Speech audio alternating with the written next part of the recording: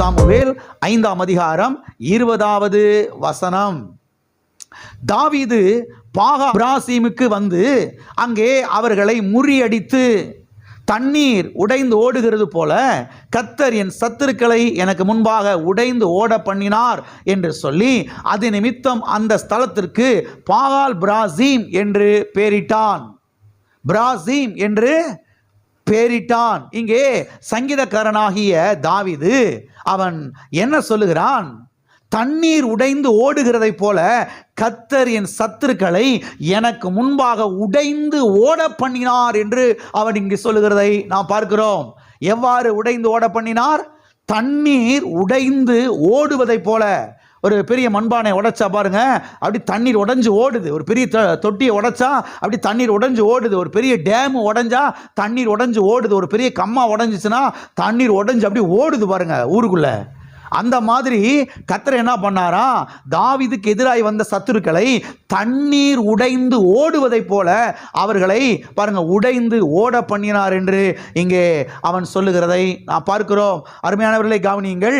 பெலிஸ்தியரோடு யுத்தம் பண்ணின அந்த யுத்தத்திலே கர்த்தர் தாவீதுக்கு ஒரு பெரிய வெற்றியை கொடுத்தார்.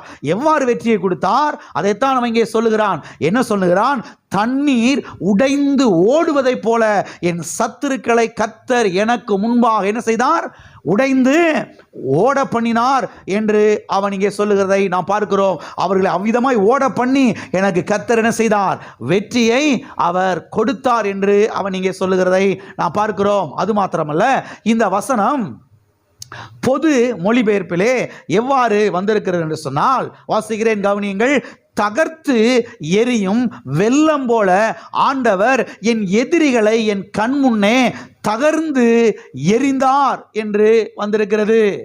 தகர்ந்து எரியும் வெள்ளம் போல ஆண்டவர் என் எதிரிகளை என் கண் முன்னே தகர்ந்து அவர் எரிந்தார் என்று வந்திருக்கிறது.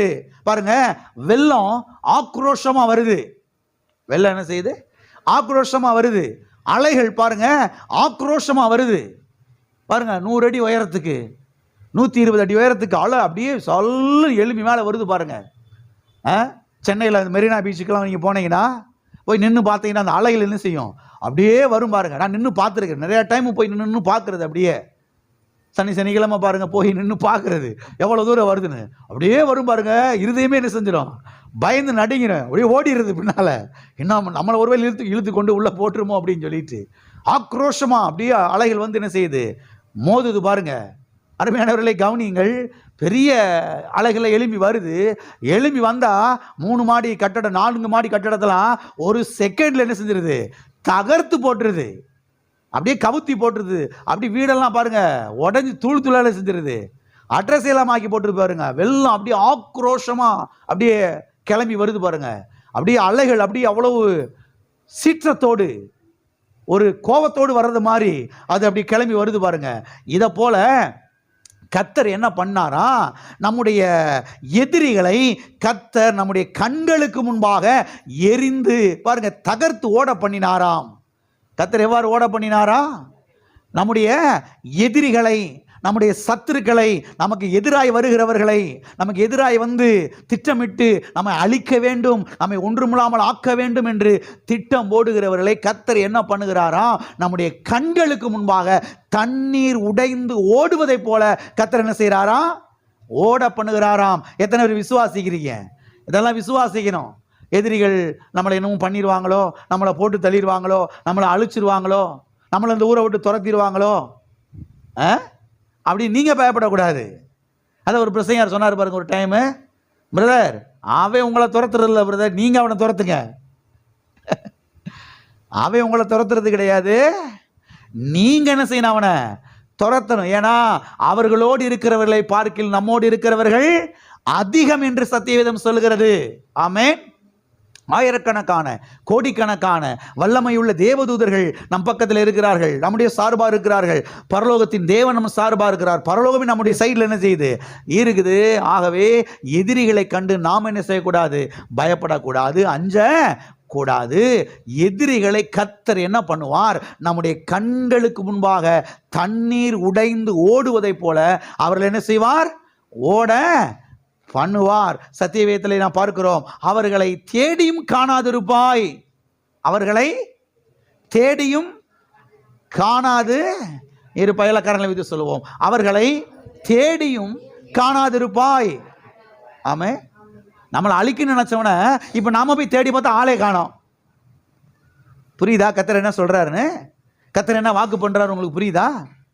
நமக்கு எதிராக வர்றவங்க, நம்ம குடும்பத்தை அழிக்கணும்னு நினைக்கிறவங்க, ஊழியத்தை அழிக்கணும்னு நினைக்கிறவங்க, கடைசியில் பார்த்தா அவனை தேடி தேடி பார்த்தாலும் ஆளை காணோம். தேடி தேடி பார்த்தாலும் ஆளை காணோம். அவன் எங்கே ஓடி ஒளிஞ்சு போயிட்டான். கர்த்தர் என்ன பண்ணுறாரு? இந்த மாதிரி பண்ணுறாரு. தண்ணீர் உடைந்து ஓடுவதை போல கர்த்தர் நம்முடைய சத்துருக்களை நமக்கு முன்பாக உடைந்து ஓட பண்ணுகிறார். அது மாத்திரமல்ல, இந்த இடத்துல இந்த 2 சாமுவேல் 5ஆம் அதிகாரம் 20ஆம் வசனத்திலே இந்த இடத்துல பாருங்க, பயன்படுத்தப்பட்டிருக்கிற ஒரு எபிரேய பதம் என்னவென்று சொன்னால் ஏல் பிராசிம். ஏல் பிராசிம் என்கிற ஒரு எபிரேய பதம் இந்த இடத்துல பயன்படுத்தப்பட்டிருக்கிறது. ஏல் என்று சொன்னால் காட் என்ற அர்த்தம், தேவன் என்ற அர்த்தம். பிராசிம் என்று சொன்னால் உடைந்து ஓட பண்ணுகிறவர் என்று அர்த்தம். உடைந்து ஓட பண்ணுகிறவர் என்று அர்த்தம். எனவே ஏல் பிராசிம் என்றால் என்ன அர்த்தம், என்ன பொருள் என்று சொன்னால் காட் ஆஃப் பிரேக் த்ரூ என்று அர்த்தம். தடைகளை உடைப்பவர் என்று அர்த்தம். தடைகளை உடைப்பவர் என்ற அர்த்தம். சத்துருக்களை உடைத்து ஓட பண்ணுகிறவர் என்ற அர்த்தம். எதிரிகளை உடைந்து ஓட செய்கிறவர் என்று அர்த்தம். நம்ம ஊர்ல சொல்லுவாங்க பாருங்க, துண்டை காண துணியை காணான்னு ஓடி போயிட்டாயா. துண்டா காண துணியை காணான்னு ஓடிய போயிட்டான். ஆளு சிட்டா பறந்துட்டாயா. ஆளு சிட்டா பறந்துட்டாயா. அருமையானவர்களை கவனியுங்கள், இந்த மாதிரி கர்த்தர் நம்முடைய எதிரிகளுக்கு பண்ணுவார். ஆமே, நம்மளை துரத்துன்னு நினைக்கிறவன், நம்மளை அழிக்க நினைக்கிறவன், நம்மளை ஒன்றுமில்லாமல் ஆக்க நினைக்கிறவன், நம்மளை தெருவில் கொண்டு வந்து நிறுத்தி நம்மளை அவமானப்படுத்த நினைக்கிறவன் என்ன செஞ்சிருவான்? துண்டா காணா துணியா காணான்னு ஓடிடுவான். அட்ரஸ் இல்லாமல் ஓடிடுவான். இதெல்லாம் தேவனுடைய பிள்ளைகள் விசுவாசிக்கணும். நம்மளை இன்னும் பண்ணிடுவானோ, அவங்க கூட ஆள் பலம் நிறையா இருக்குது, பணபலம் நல்லா நிறையா இருக்குது, செல்வாக்கு நிறையா இருக்குது, அவங்க கூட்டம் பெரிய கூட்டம் அப்படின்னு அவங்களை உயர்த்தி உயர்த்தி என்ன செய்யக்கூடாது? பேசக்கூடாது. கிறிஸ்தவர்கள் செய்கிற தவறு என்ன தவறுனா, எதிரியை உயர்த்தி உயர்த்தி பேசுறது. யாரை உயர்த்தி பேசுறது? எதிரிகளை தான் உயர்த்தி உயர்த்தி பேசுறது. இந்த இஸ்ரவேல் மக்கள் பாருங்க, பாலைவனத்தில் வனாந்தரத்தில் தங்கி இருக்கிறாங்க. மோசே என்ன பண்ணுறாரு? அந்த கானான் தேசத்தை போய் வேவு பார்த்துட்டு வாங்கப்பா, வேவு பார்த்துட்டு என்ன செய்யுங்க வாங்க, அது கர்த்தர் வாக்கு பண்ணது போலயே அது பாலும் தேன் ஓடுற தேசம் தானா, அது வளமையான தேசம் தானா, அது அரணிப்பான பட்டணம் தானா, போய் பார்த்துட்டு வாங்க அப்படின்னு ஒவ்வொரு கோத்திரத்துக்கும் ஒவ்வொரு ஆளை செலக்ட் பண்ணி 12 பேரை என்ன செய்கிறாரு? அனுப்பிச்சு வைக்கிறாரு. 12 பேரும் போனவங்க, ஒத்துமையாக போனவங்க திருப்பி வரும்போது 2 கூட்டமாக திரும்பி வர்றாங்க. 2 பேர் தனியாக வர்றாங்க, 10 பேர் என்ன செய்கிறாங்க? தனியாக வர்றாங்க. இந்த 10 பேர் சொல்கிறாங்க, என்ன சொல்கிறாங்க? அங்கே இருக்கிற மனிதர்கள்லாம் ராட்சதர்கள். அங்கே இருக்கிற மனிதர்கள் எல்லாம் யாரு? ராட்சதர்கள். அங்கே ஏனாக்கின் புத்திரரை பார்த்தோம், அவர்கள் பார்வைக்கு நாங்கள் வெட்டுக்கிளிகளை போல இருந்தோம். அவர்கள் பார்வைக்கு நாங்கள் எப்படி இருந்தோம்? எப்படி இருந்தோம்? அவன் பார்வைக்கு இவன் எப்படி இருந்தானா? அப்போ ஓம் பார்வைக்கு என்னப்பா? ஓம் பார்வைக்கு என்னப்பா அப்படின்னு பார்த்தா பயப்படுறான்.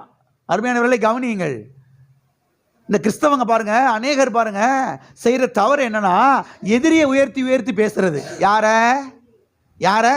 எதிரிய, பிசாசை உயர்த்தி உயர்த்தி பேசுறது. அதனாலதான் தோல்வியே. அருமையான தேவனுடைய பிள்ளைகளை கவனியுங்கள்.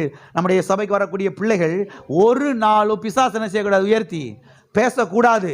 சத்துருவை உயர்த்தி பேசக்கூடாது. பிரச்சனையை உயர்த்தி பேசக்கூடாது.